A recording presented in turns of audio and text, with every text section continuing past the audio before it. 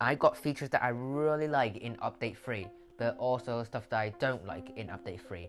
So I'm gonna be 100% honest through it all, and at the end give it a rating on how good Update 3 is, starting with the new troops. So needless to say, the Royal Ghost and the Skeleton King both are very weak, and it's pretty unfortunate because I really like their mechanics, they're really cool, but we just don't get to try them out as much because they're not very viable.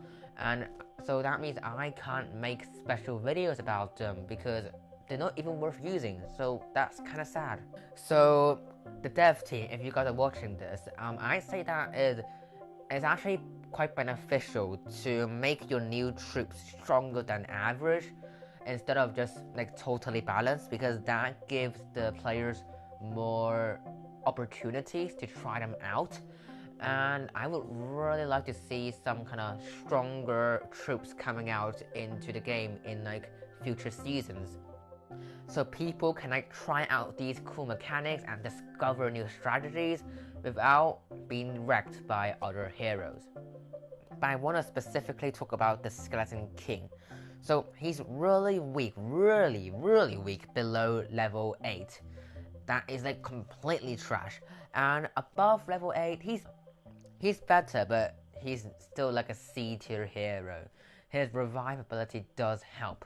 But what I find kind of ironic about this is that his level 8 ability, the revive ability, is supposed to be like the signature feature of the Skeleton King, right? So why is it put at level 8? They try to address the hero progression problem by like switching some of the level 4 and level 8 abilities, such as the Royal Champion. So I don't get why they put the revive ability at level 8, because that is what makes the Skeleton King from completely trash to sometimes usable. So there might be some hidden reasons or whatever that I haven't thought of yet.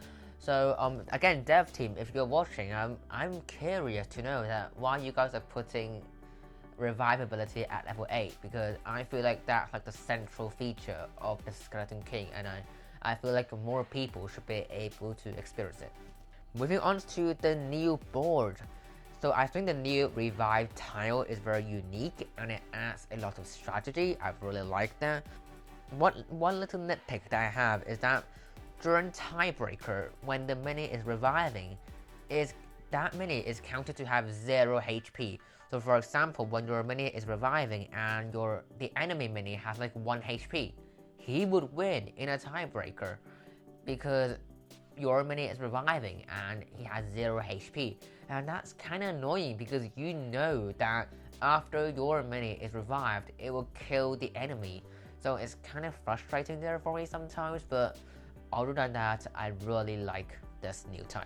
Next, the new theme, the kind of underground lair theme.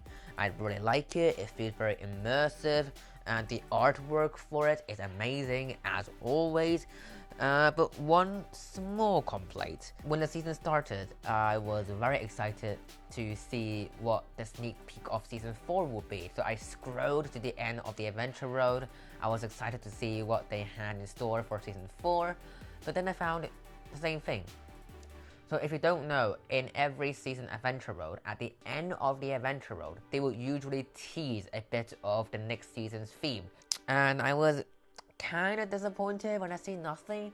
Like, I get it, maybe the dev team is still trying to figure out what season 4 is, but it's just a little thing that I feel kind of sad about. But maybe they'll just add it in sneakily a month later when they do some kind of mid-season balance update, so maybe stay tuned for that. Next up, the raid boss changes. I really like it. It's very refreshing now. Now it doesn't feel like doing a chore anymore, because before the changes, playing the raid boss is just tiring, it's exhausting, it feels like I'm just grinding for no reason.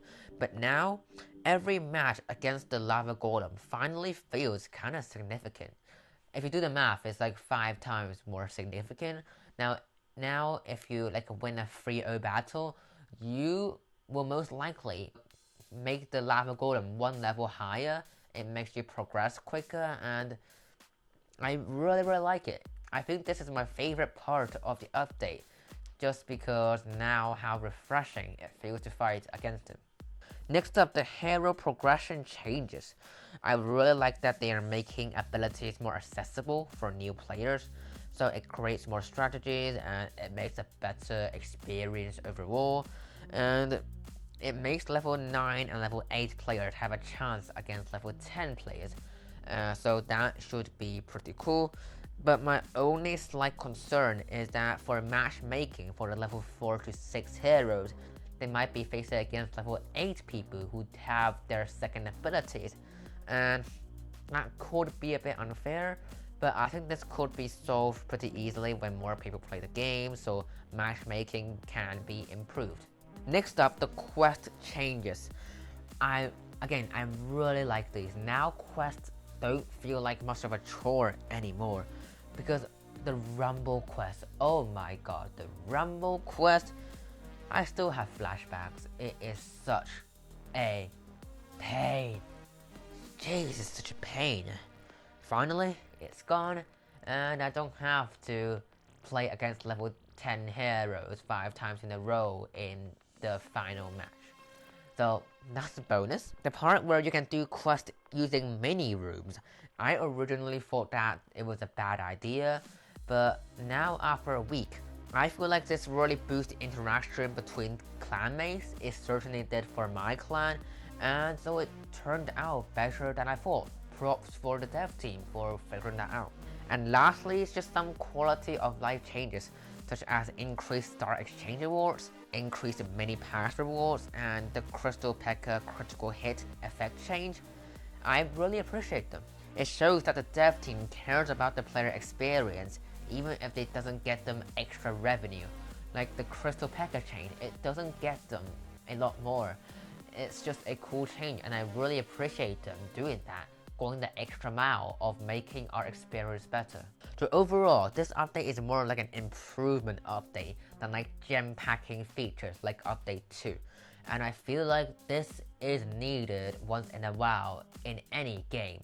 And I feel like they did a very good job at addressing some of the annoying problems like the raid boss or the quests. So overall, I will give this a 7 out of 10. A decent update is not anything groundbreaking, but it's definitely something that improves our player experience a lot. So what do you think? Tell me the parts of the update where you especially like or dislike in the comments below, and if this video hits 50 likes, I will make a wish list of what I want to see in future updates, and also talk about the trophy road. But in the meantime, check out this video of some amazing cool world records. It's very well worth it. It's super cool.